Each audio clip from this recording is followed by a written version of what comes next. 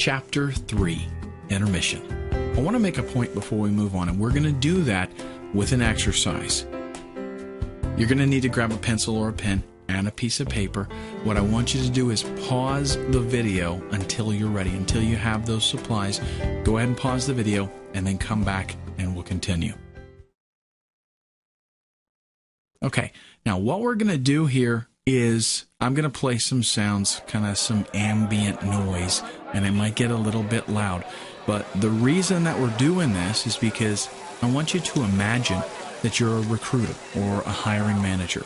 You're trying to find the right person for a particular job. And the thing is, in a typical office we've got in the environment, we've got some distractions. So I want you to kind of put yourself in that position so you can really see what that hiring manager is going to go through. And I want you to really focus and put yourself in this position.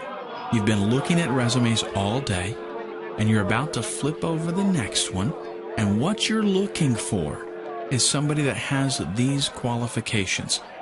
They're competent, they're trustworthy, reliable, loyal, achievement-oriented, friendly, and a good communicator. Now, this is a very critical part of our exercise. I want you to take a look at each one of those qualifications. Read through the list twice. If you want, you can even write down each one of the words. Because what we're going to do, I'll go ahead and give you a few seconds to write all that down or read through it. What we're going to do is I'm going to show you a resume that's going to have these qualifications in it. And you're going to have to find the occurrence of each one of these words or phrases. So let's go ahead and move on. Hopefully you've got that list in your memory or you've written it down. Remember that all around you is noise and distractions. And you're hoping that the next resume is going to be the right one. You notice the resume has 2 pages. So here's what we're going to do. Very quickly, I'm going to scroll a resume across the screen. You're only going to have 30 seconds. You've got to find every occurrence of those qualifications and write them down. So we're looking specifically for keywords. Okay? Are you ready? Now remember, this is a 2-page resume, so it's going to scroll by fairly quickly.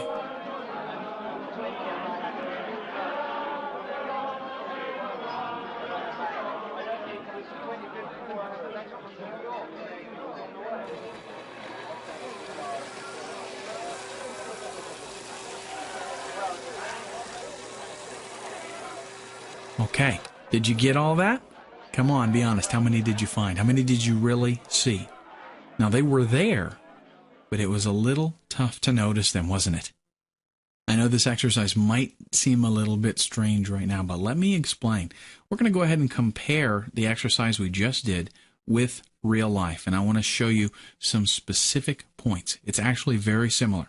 The sad truth is, a lot of your resume is going to look like gobbledygook to a hiring manager or a recruiter. A lot of times we use maybe technical terminology within a particular circle.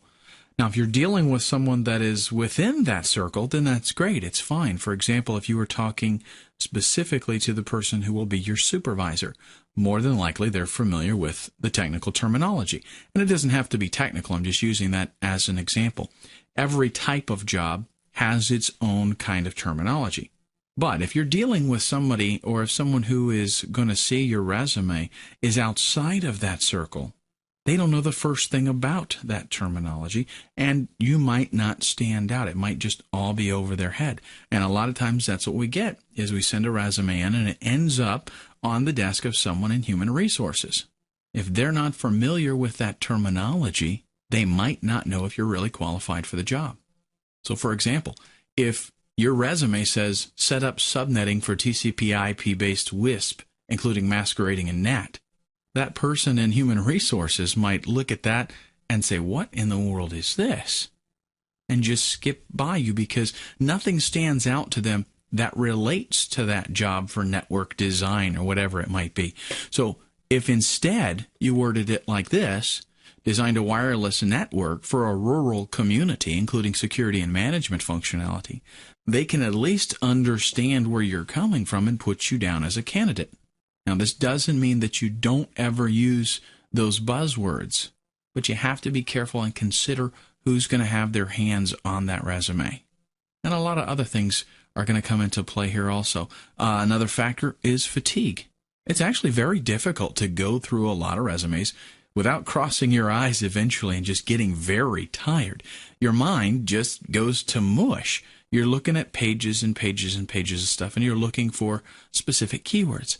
A lot of times a manager will start out scanning for keywords, and they'll find some, but after several resumes, eventually they get to the point where they can't even recognize those keywords.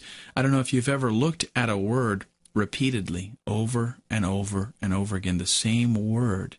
It begins to stop making sense.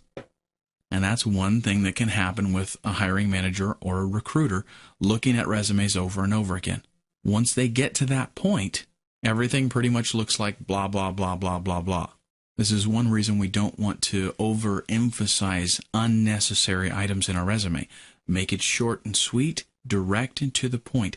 Highlight the specific qualifications and skills. Make them stand out.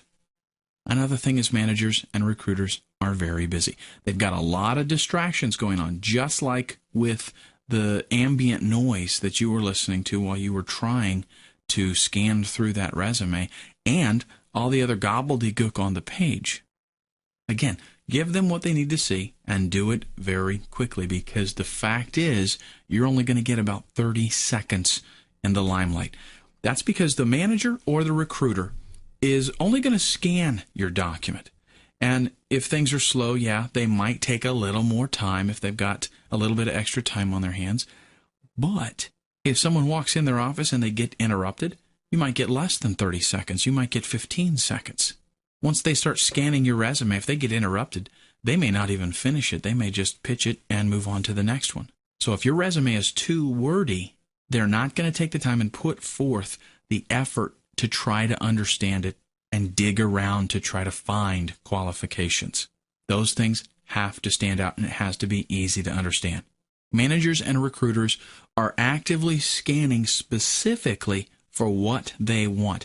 They're basically weeding through all the other stuff.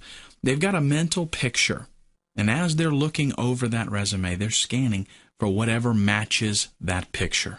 And one thing that can help you to direct focus and get more of your resume actually read is the format. Format is a big issue.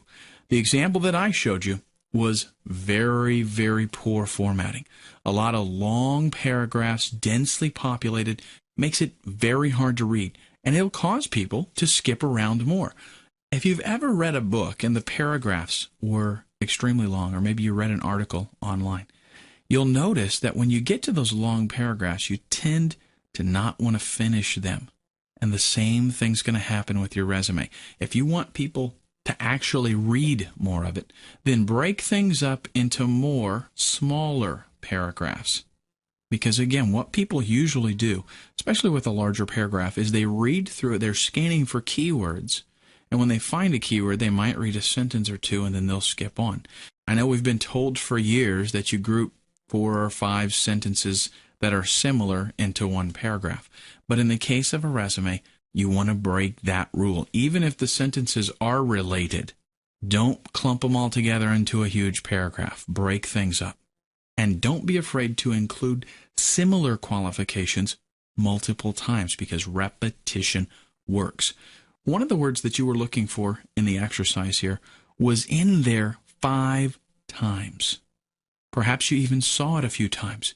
If there's something that you want to emphasize, use multiple examples of it. That doesn't mean you put the same exact instance over and over again. But if you have a certain qualification and you can demonstrate different scenarios that relate that you have that qualification, that's excellent. It's going to increase the chances that they're going to actually see the skill or the quality and attach it to you. And that's what you want. You want to increase your chances. So if you've got several examples of the same qualification, by all means use them. The next thing I want to mention to you is going to cut a little bit close to the heart. but it's the truth, and I want to be honest with you because I want to help you. Your resume is very important to you. It's more important to you than it is to the hiring manager. They just as soon file your resume in that nice round filing cabinet that's next to their desk. They're very indifferent at this point. So what that resume has to do is deliver exactly what they're looking for and do it very quickly.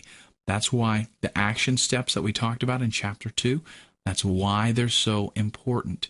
You have to design your resume specifically for what they're looking for. Obviously, that doesn't mean that you make stuff up and that you put it in there just because you know that's what they want. You find out what they want, and then you take your real experiences and your real qualifications and you give it to them.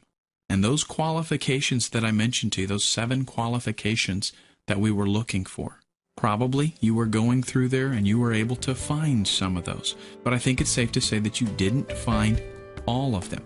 As a hiring manager, if you couldn't find 6 out of those 7 qualifications, you're going to move on to the next resume. So you've got to try to showcase them. You've got to showcase them several times. And I think at this point, you've got a little more insight into the world of your student, the hiring manager. In the next chapter, we'll go ahead and take a look at where your resume goes.